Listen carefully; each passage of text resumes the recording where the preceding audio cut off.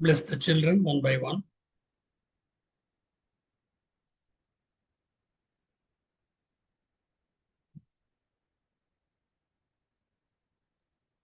Bless your brothers and sisters.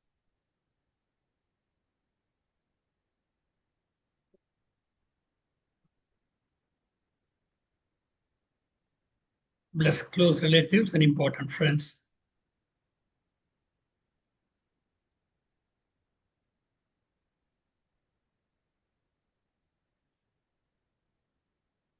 Bless people connected with your duties.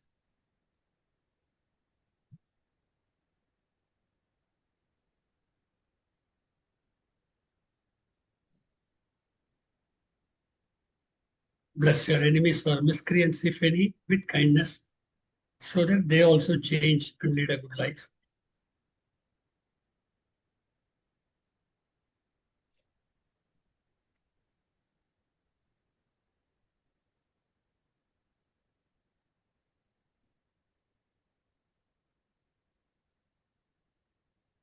Let us bless Vedatriyan, the World Peace Plan.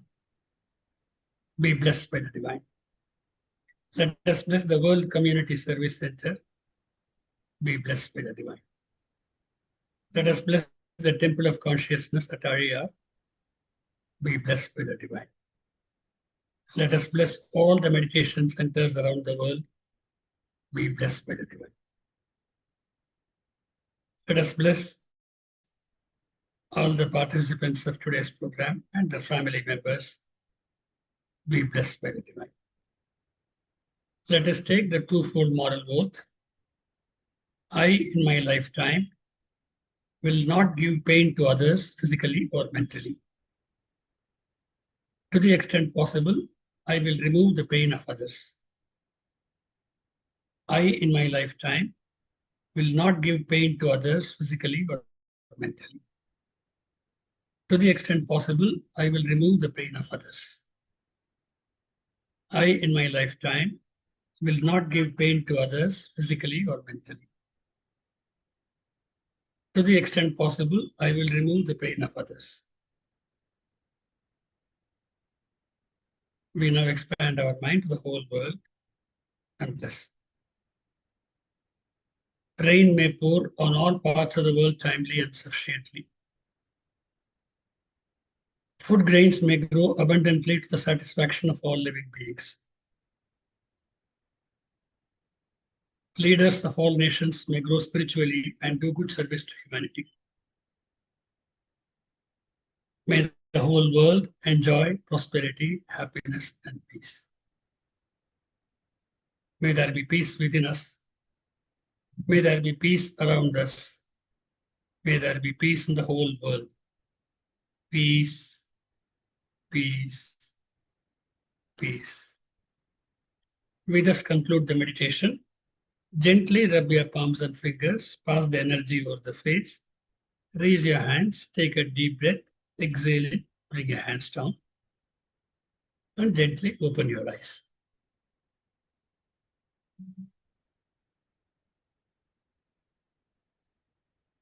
Be blessed by the divine. Once again, a warm welcome to all of you. We meet every day, morning and evening. The Digital Solutions World Community Service Center, group meditations. But Saturday evening is something special because on that day, apart from the usual Kaya Kalpa meditation, etc., we also invite some senior persons associated with Swamiji and have done a lot of social spiritual service to share their thoughts on some important topic. And today we have Arunidhi, Professor Kannayan. He's a very senior person from the Central Public Sector Undertaking, Chennai Corporation of India, a corporation limited, retired as DGM Finance. And he has been in our system for more than 20 years and as a professor for more than a decade. And the last 3 years, he has also been the Managing Trustee and the President of Anna Nagar Temple of Consciousness Trust. And today he's going to talk about why are we living at all? What is the purpose? Is there any meaning in it? Or how can you make it meaningful? How do you approach it? This is Vedadri Maharshi talking about, saying on this very vital topic.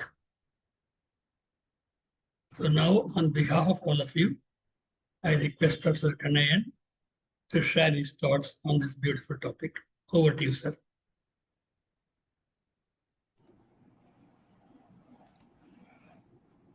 வாழ்க வளமுடன். Be blessed by the divine. I am not getting the video. Sir, you can get it, sir. Sir, you can get it, sir. You just you have closed it. Just open it. No. I am doing it, but it's not opening. Mic is on, but the video is not opening. I think some problem with from your side only, sir. Some problem from your side only. Just check. So what can I do now? It is crossed now, that video. So okay, you can proceed with your audio itself if you are unable to check the video. Is it okay, sir? Just you open the PowerPoint. I think you'll be having PowerPoint, do you? Yeah. Okay. You just open it. I will do it now. Okay. Be blessed by the divine. It is my pleasure to be here to share my thoughts on the topic, why do we live and what is the purpose of life. I would like to thank our senior Sky professor, Mr. Balachandran Ayya, Bharati Amma, and other organizers of this program. So I'll be very happy to share my thoughts, and I thank the organizers for the opportunity given to me to be with you for the next half an hour or so. The topic is, why do we live? This is the basic question that will come to everyone's mind. Our life is meant to be lived. வாழ்க்கை வாழ்வதற்கே. We have to understand that our life is to be lived in accordance with the good principles. Poet Thiruvallur also has said, வையத்துள் வாழ்வாங்கு வாழ்வான் வானுரையும் தெய்வத்துள் வைக்கப்படும், which means he who lives his life in this world as he should, I repeat, as he should, would be placed with the gods in the heaven. This is the ideal life and also the purpose of life. Then what is happening in reality? Are we living according to the good principles? How do we live? And if not, what is the changes we have to make in our day-to-day life? So this is the focus point for our today's discussion.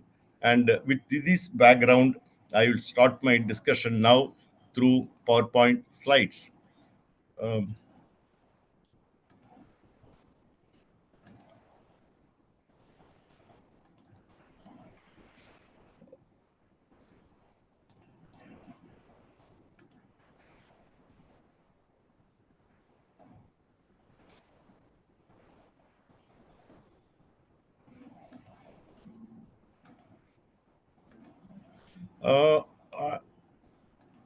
Yes, sir. See, I think I am not able to share my PowerPoint because that share screen.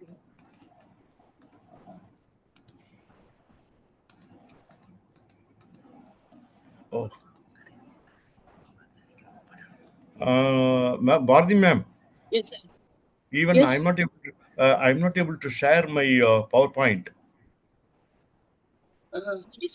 In that column there be you can just replace it, sir, by clicking it down under the topic column. There will be, do you want to change it? Do you have that such question there? You can just anyhow, I will you find it difficult. Okay. Some changes are happening here, but I will go through. I will go through. Okay, sir. Okay. Sorry for the Doesn't matter, sir. It doesn't matter. It happens Okay. to all. So the purpose of life, generally the people all over the world, they prefer only the pleasure, and nobody wants to have any pain on or suffering in their life. And also the nature, which is the gift of the divine, it provides everything for the happiness of the living beings on this earth. That is why Bharatiyar has said, எத்தனை கோடி இன்பம் வைத்தாய் இறைவா, which means how many billions of pleasures you have made, oh God. And also the technology, the science and technology has added comforts in all our life. In spite of all these things, all these comforts and luxuries, man goes through pain and suffering physically and mentally from time to time.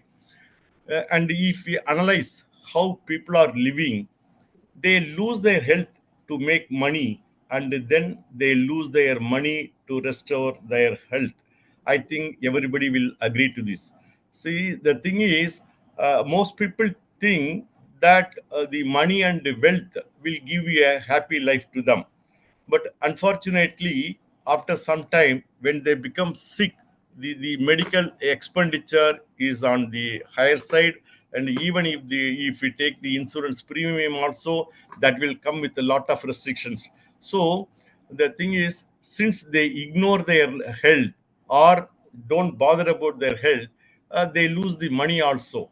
And by thinking anxiously about the future, always we think about the future, future of our children, grandchildren, and in this process we forget our present. We are not living for ourselves. This is the way life is going on. And they live as if they will never die, though death is certain and not in our control. Still people will believe that we will live for a longer period. Of course, that is also required. But the thing is, they are going on, they will go on to acquire more and more wealth and firm, and in this process they will lose their life. And they die as if they have never lived. This is the most wondering part of life. So and most people, they may not have the satisfaction of having lived even at the age of 80 or 90. So this is because the pleasures, happiness which we enjoy through the material possession will not give you a permanent joy. So the thing is, they will realize it only at the later part of their life period. By the time, it will be too late for any correction or improvement. So this is the way we are living. And if we analyze further how people are living, they live in greed, anger, worry, stress, etc. Greed is the main reason for our misery in life. So the mounting desire for material possessions, fame, power, and pleasures transform into greed. The greed will definitely stand in the way of our spiritual life. Anger and worry are unwanted things. They ruin a person's life like a poison. Stress. This is the order of the day. Everywhere across the world, people are suffering from stress in one way or other. A small amount of stress, okay, it is manageable. And in fact, it can even motivate us to proceed further to achieve our goals or getting things done. But when the stress is intense and ongoing, definitely it will affect our health physically and mentally. This is the journey we are continuing, and it continues from generation to generation. Have we taken this birth to live like this? What is the purpose of life? As Aveyar said, Aridu Aridu, Manidarai Prathal Aridu. It is rare. Indeed, it is rare to be born as a human. If it is true, then why such a rare human birth is facing such miseries and problems in life? Definitely, there must be something wrong with our way of living. So we have come to this earth with a specific purpose, and we have originated our life from the absolute space which is divine. Then, what is the purpose of life? And the aim of the human birth is to understand and perceive that all the manifested things in the universe and the rule that make the universal functions are from the divinity. So தெய்வத்தை நாடுவதும் தெளிந்தறிவில் தேறுவதும் திருநிலையாம் மனிதனவன் பிறவி நோக்கம் பயணாம். This is what Maharishi has said. To seek and realize God, attaining perfection in wisdom are the main purpose of life. Then the next question is, why God realization? Why we have to seek and realize God? Because we have originated from the divine, which is the absolute space. God is the total, and we are the fraction of the totality. Man must know that the fact they should know that they are the fraction. Suppose if he separates himself from the totality, and by letting his mind to be conditioned by sensory experiences, he develops ego. The ego is the main reason which will evolve into 6 unwanted temperaments such as greed, anger, miserliness, immoral sexual passion, vanity, and vengeance. These 6 temperamental moods definitely will produce problems and miseries in life. That is why, in order to overcome these problems, we have to realize the God and associate with it always. And how to realize the God? It is very easy to realize the God, because being the Vedatri Maharishi's Kundalini Yoga practitioners, since the Maharishi has made it very simple, it is easy to realize the God. But there are some obstacles that comes in the way of realizing the God. What are the obstacles? One is, we have inherited beastly qualities, animal qualities from our ancestors as Sanjita Karma. And we have 3 types of impurities: ego, sin impediments, and illusion. So we have to get rid of all these things. Because of these impurities, we develop into 6 unwanted temperaments and consequent 5 sins. So we have to remove all these impurities to realize the God. The quantum of impurities determine the distance between us and the God. That is why man minus impurities is God. Then, how to identify the impurities? It's not necessary that all should have the 100% impurities or sin impediments. It will be a mix of both. And suppose if we have the physical ailment, impurities in the soul, mental perplexity, and problems in life, then we have to conclude that we have impurities.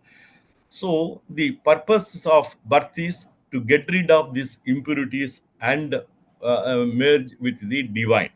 So, normally, suppose if we are not taking any efforts like any other person, like normal person, because we know what are all impurities, what are all sin impediments, how to remove it. But there are people who don't know anything, but still they are living. So in those cases, the imprints will get diluted in 2 ways. One is the imprints will be passed on to the children and to their children as Sanjita Karma, and over a period it will get diluted because it has some a time period within 7 generations or 140 years from the time of occurrence. And another way, after death, the departed soul will merge with the individuals of consanguineous link, that is, son, daughter, cousins, grandchildren, etc.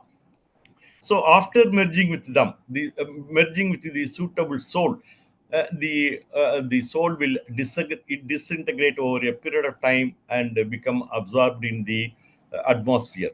Then, how we can eradicate ourselves? Maharishi has said again, பல ஆயிரம் பிறவி எடுத்து ஏற்ற பழிச்சுமை பதிவுகளை ஒரு பிறவி காலத்திலேயே மாற்றலாம். This is true. That is, one can, in a single lifetime, transform the entire burden of karma which were being carried for thousands of births. So the Sanjita karma can be transformed in a single lifetime, that is within this birth. Not only that, நலமடைந்து மனிதனாகி, we can become from the animal qualities, we can become the human qualities. This itself is a big change, big development, big improvement, because we are having the mix of both animal qualities and human qualities. That is why science is describing man as biologically an animal. So once we come to that human qualities, then it will be easy for us to uh, rise to the level of divine, which is the purpose of life. And the process of purifying the imprints, the meditation is the only way to purify our imprints. The meditation will help us to do good things in life and will slowly remove the old negative traits within us. So Maharishi says, உன்னை நீ உள்ளுணரும் அகத்தவத்தை ஆற்றி ஒவ்வொன்றாய் பழிப்பதிவை அகற்றி வர வேண்டும். That means we should do meditation and gradually clear every single karmic imprint stored within us. So we should also remember that wealth, influence, and material things will not help in cleansing our karmic records. தன்னில் பதிவான வினைப்பதிவுகளை மாற்ற தணிக்க பொருள் செல்வாக்கு பயனாகாது உணர்வீர். Then how this, we will see now how the meditation will help to remove the imprints. And we know that we have three kinds of karma imprints which we are all familiar: Sanjita karma, Prarabdha karma, and the Agamiya karma. So the Agna meditation will regulate the Agamiya karma. Agamiya karma is the future karma. So what in the Agna meditation, the frequency of the mind, it will come down from the beta level of 14 to 40 to the alpha level of 8 to 13. So normally the sinful deeds or action will occur when the frequencies is above 20. When it drops below 20, there may not be any sinful actions. And if it goes below 13, also 14, then there may not be any registering of imprints or thoughts. So in that case, when we do the Agna meditation, the new future karma, which is Agamiya karma, will not be created to our account. So in that way, the Agna meditation helps to remove the Agamiya karma. But in addition to this, and as we progress in the Agna meditation, the awareness, the state of awareness will improve when we are at the awareness level. When the mind is at awareness, and the sinful actions will not be, will be controlled. The sensory perceptions will be regulated, and when the awareness is at peak, there's no room for any sinful actions. So this way, the Agamiya karma is curtailed. Then next is Duriya meditation. The Duriya meditation will dissolve the Prarabdha karma. Prarabdha karma refers to the imprints of the deeds performed during one's lifetime. So the Prarabdha karma is registered at the brain cells, and finally it is stored in the genetic center. To get rid of the imprints in the brain cells, the brain functions have to be regulated, failing which they reflect as thoughts again and again, pushing the body to action every time. So while doing Duriya meditation, the life energy flows through the thousands and thousands of tiny chambers of the brain cells, and they are all energized and aligned. the polarity between the brain cells improve and the mind gets strengthened. So, in that situation, the body and limbs respond to the instructions of the mind, and we will not follow the path of habits. So, once that clarity has come, so the prarabdha karma will be eradicated, because we will not go by the thoughts of the prarabdha karma after doing the Durya meditation. Then comes next the Turyadida meditation, which is the supreme meditation. It will fully erase the Sanjita Karma records, which was passed on through billions and billions of generations to us. So the Duryadida meditation, it involves meditating on the absolute space after transcending all the universal all the manifested things in the universe. Maharishi has had given a clear guideline as to how the mind has to travel from the Durya level to the absolute space step by step. So this was not there in the earlier years. So Duryadida meditation is definitely a boon from the Maharishi to the mankind. So while doing the Duryadida meditation, the Jivatma merges with the Paramatma. So as a result, the Jivatma becomes pure, and all the karmic records will erase. So this is like if we take the sewage water, when it enters into a stream, the stream will get polluted. Whereas if it joins the ocean, then it will become part of the ocean. In the same way, when our thoughts are constantly merged with the divine, absolute space, our impurities fade, and purity is attained over a period of time. And this is what has been highlighted by Thirumular also in one of his poems. So he says that impurities of the soul will be destroyed in the presence of the divine. He has taken the example of a magnifying glass and a cotton. The magnifying glass and the cotton both are warm, and even if they are side by side, the magnifying glass will not burn the cotton. But if the magnifying glass is put before the sun rays, then it will burn the cotton. So likewise, in the presence of the noble, all our noble means divine, all our impurities are destroyed. So the importance of Duryadida meditation is such, which will erase all the karmas. Then what next? See, when the imprints are slowly eliminated one by one through the meditation and by introspection practices and other awareness level, then that is the stage of liberation or salvation, which will be called as homecoming of the soul or mukti, homecoming of the soul. See, the absolute space is the home for all of us. It is our permanent home.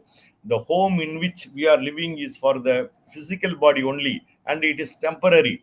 If the soul departs the body, and the mortal remains will not be allowed to stay even for 2-3 days. That is the situation.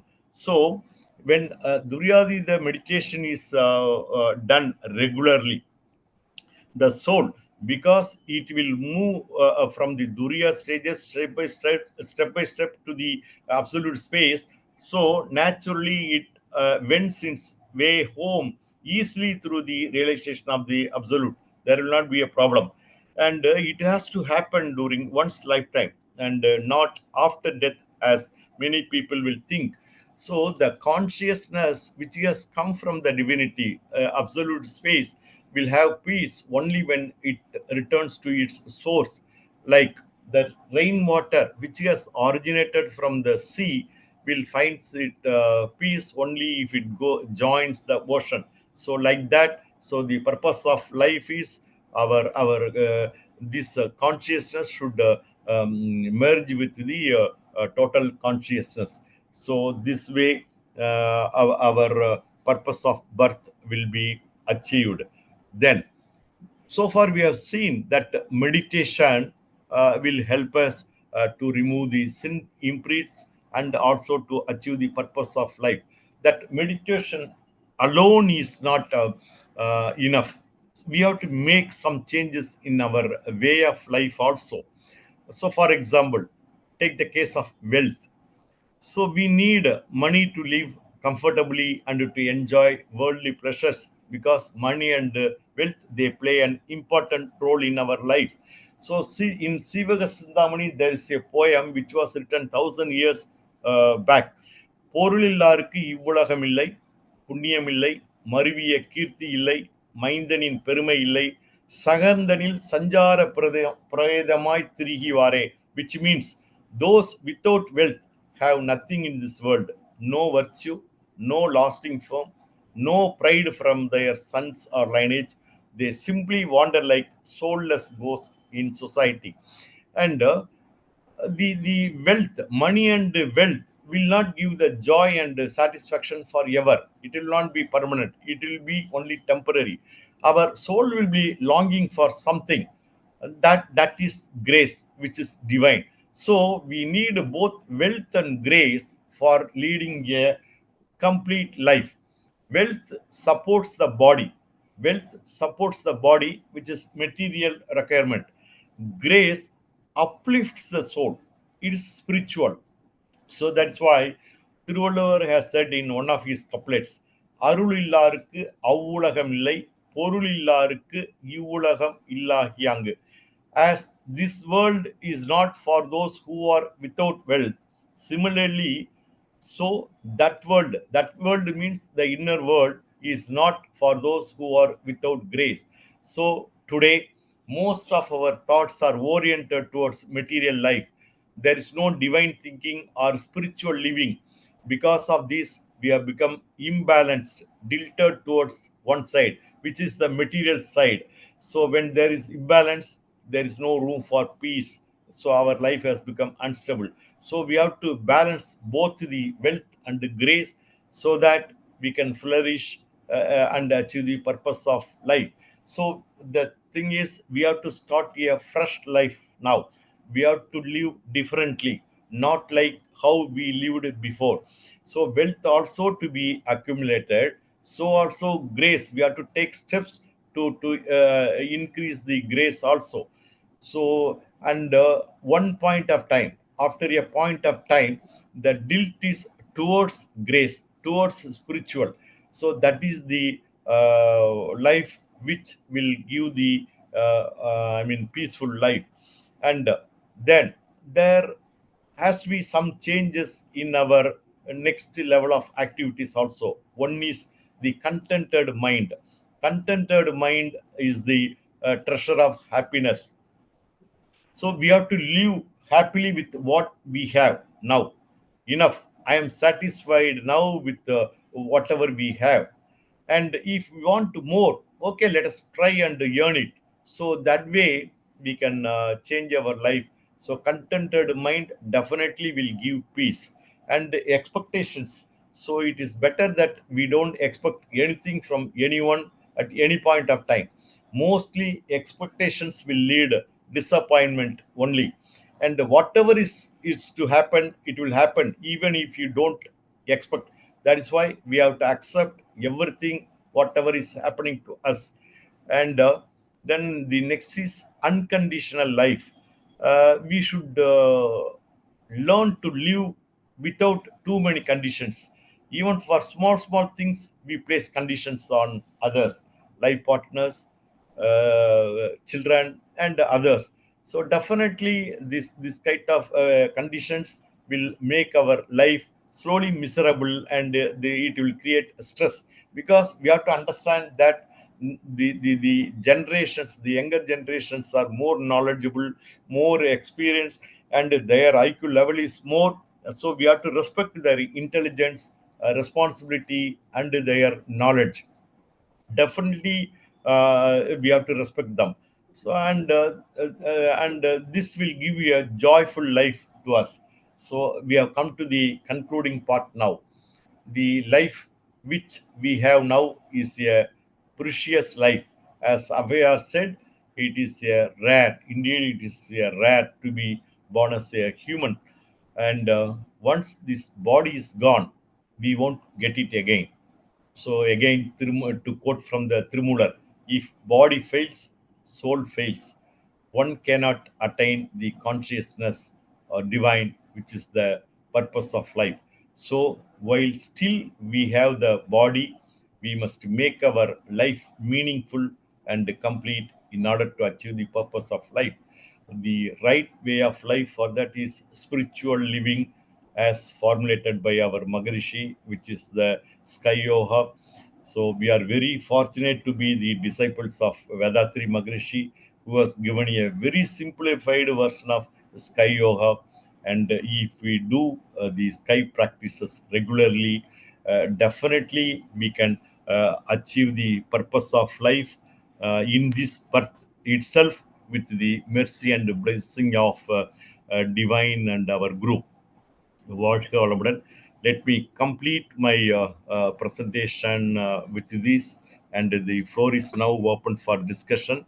And I thank once again the organizers for the opportunity and the participants for the patient hearing. Sorry that video and my PowerPoint presentation was not able to be, given here. வாழ்க வளமுடன். So next time, if you have some problem with the PowerPoint and all, you can just send it through WhatsApp to one of us so that we can display it. Yeah, It's yeah, a I very will. nice talk, sir. Okay. It's a very nice talk. Why do we live? That is the purpose. We need to know the purpose of life, and that is we are too much too materialistic, more expecting and all, and so we need to come out of those things to lead. Thank you very much, sir, for your excellent speech. Now, discussion time, dear friends. Whoever have any questions, kindly come out. You just raise your hand, we will unmute you. Yes, Deepa is there.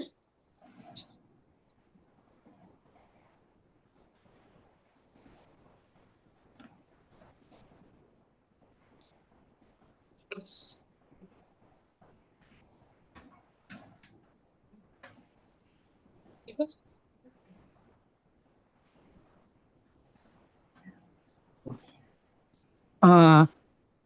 Good evening to all of you. It was a wonderful session, and this is the first time I'm hearing Maharishi principles in English. And it was well said, sir, well organized, and within 1 hour, he told the purpose of life in a very good manner. And thanks for your time, sir, and thanks for the person who organized this. And I was so happy to hear first time in English. Thanks, sir. I just joined to give a thank note to all. Thanks to all. வாழ்க வளமுடன். You please continue to join every week on Saturday. Okay.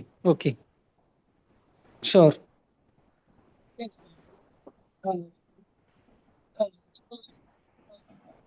Speeches. Morning 6 a.m. 6:30 p.m. Indian Standard Time. You can also join the group time hours. Yes. Any other? Who is next? Anyone else? Professor Balchandran? Lakshmi ma'am says it's a very beautiful speech, and for this, he says thank you for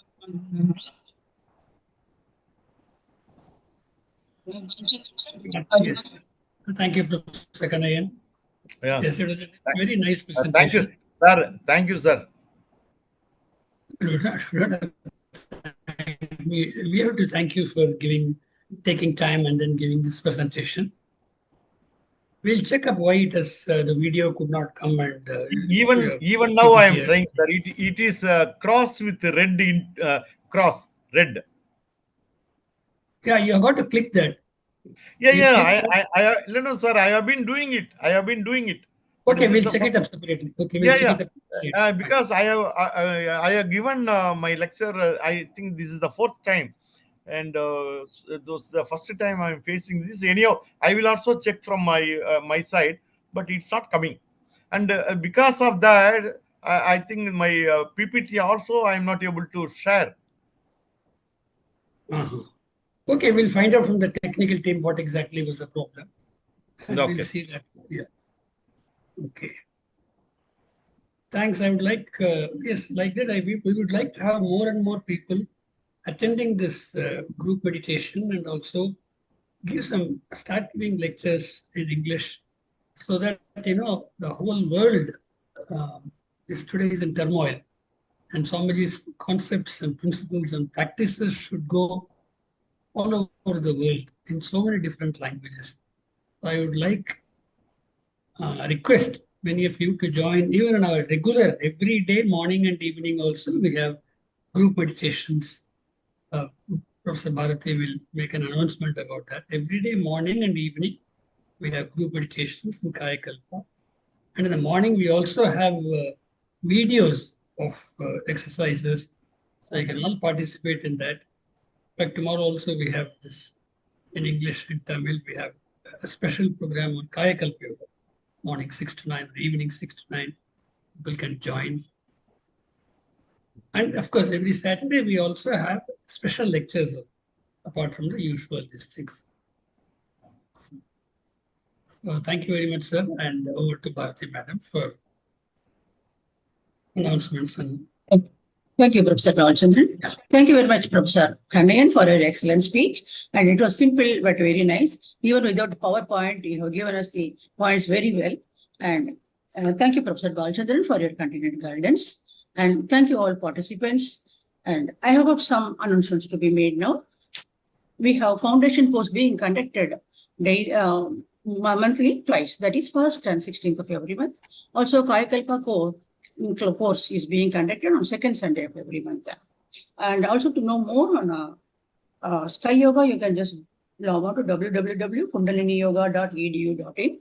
And dear friends, apart from this speech on Saturdays, we have daily meditation classes. That is morning 6 a.m. and evening 6:30 p.m. sharp during that time.